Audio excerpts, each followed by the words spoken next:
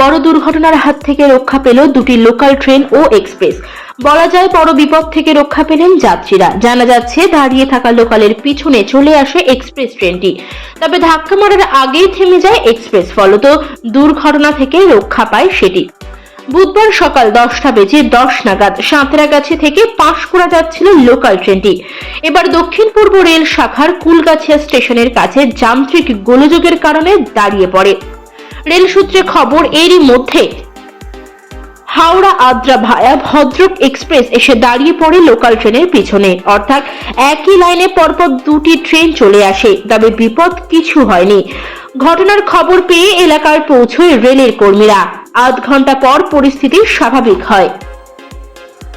উল্লেখ্য, এর আগেও একাধিকবার এই ঘটনা ঘটেছে। বর্তমানের ঝাপানডাঙ্গা স্টেশনের আগে দাঁড়িয়ে পড়ে একটি মালগাড়ি, ঠিক তার পিছনে এসে থেমে যায় 1-2-3-3-7 আপ হাওড়া বোলপুর শান্তিনিকেতন এক্সপ্রেস। মাঝপথে ট্রেন দাঁড়িয়ে পড়তে যাত্রীরা ভয়ে আতঙ্কে ট্রেন থেকে নেমে পড়েন। কোনো যাত্রী ট্রেন থেকে লাফ মেরে লাইনে নেমে পড়েন। সেই সময়েও চালকের তৎপরতায় বড় দুর্ঘটনা এড়ানো সম্ভব হয়েছে।